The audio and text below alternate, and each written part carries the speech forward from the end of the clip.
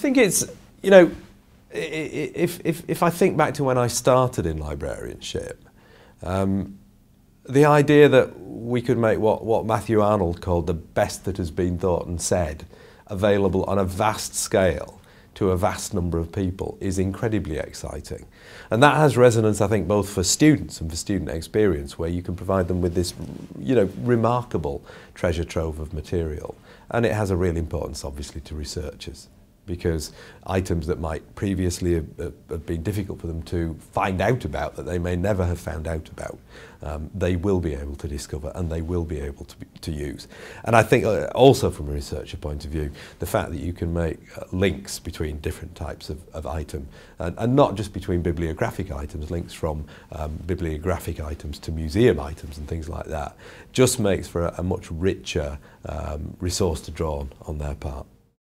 Possibilities of linking so much data that we have all held within our own institutions. And of course, Cambridge is a perfect example of that. We have built up the most extraordinary collections over the years, print collections, but nobody has had access to this information unless they actually came to Cambridge.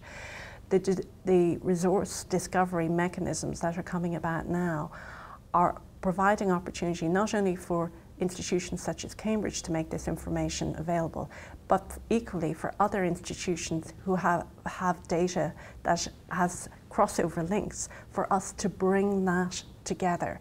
And I think that is what is so exciting about the future.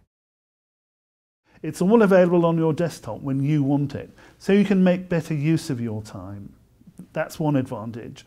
The second advantage is that it transforms the type of research that you do, because you can do different types of research that aren't really possible in a paper environment. When I was a research student, I'm a medieval historian actually, so I edit medieval manuscripts, and that means going around from library to library and archive to archive, transcribing them because they're in medieval Latin.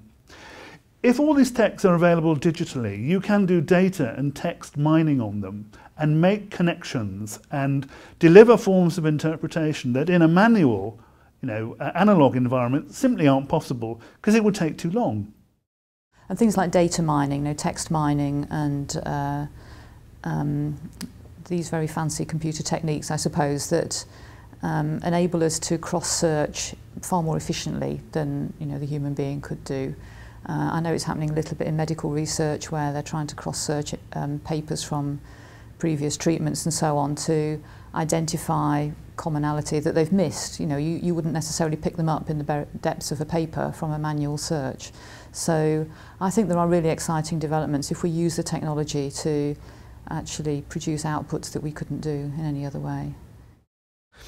I also think that we're moving to a position where we're using the power of technology to take some thematic approaches to bringing different sorts of collections together in new ways, and simply by doing that to give roots into new forms of scholarship, access to certainly historical data in a quite different way than it's previously been considered.